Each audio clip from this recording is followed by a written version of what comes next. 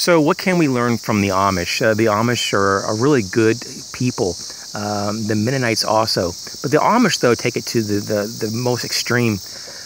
To reject the modern technology, no electricity, no radio, no music, and a lot of the more strict groups, and this is a lot of them, do not even introduce the use of color on their clothing, garments, their blankets, anything, even some of their homes and stuff. So they believe in a very plain existence, and they believe that this world is just a temporary holding ground, a place that you prove your worthiness to God, and this is a place that we don't live in the world, we just of the world. And we don't enjoy the bounties of the world, but we just do the best we can to be moral. And I hope that I got that right. But what I have to say about that even though to me it's a little extreme, and I don't think that there's a lot of problems with advancing with humankind, because after all, there must have been some advancements to even get to the Amish lifestyle. So what would be wrong with going a little bit further? But they do draw the line, and I think that their rationale is that the modern world is so fast-paced, so disconnected, so impersonal, and so disconjuncted that it lends to a self-destructive nature. And that nature is what they're trying to avoid, and they don't want to impart that on to future generations. They see the wickedness, I believe, of government and the inherent misuse of power when you have people that gather large amounts of it.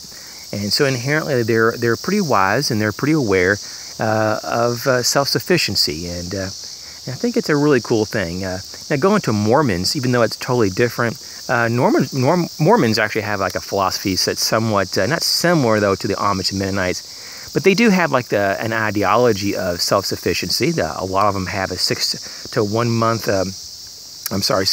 year supply of food and resources. At least that's highly recommended, and from what I understand, a lot of them actually do that. At least their churches promote that greatly.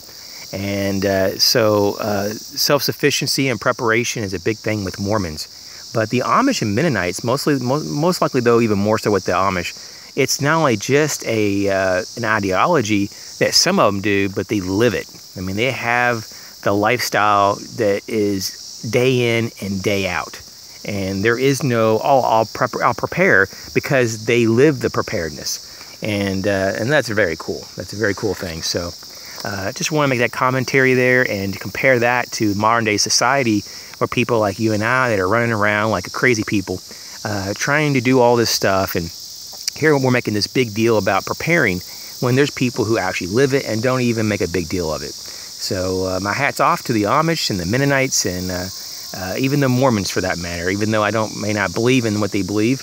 That in general though is still, for the most part, it's pretty notable and respectable that they take into their own hands the ability to protect each other and to keep each other safe. So as always, you be safe, and I'll catch you real soon.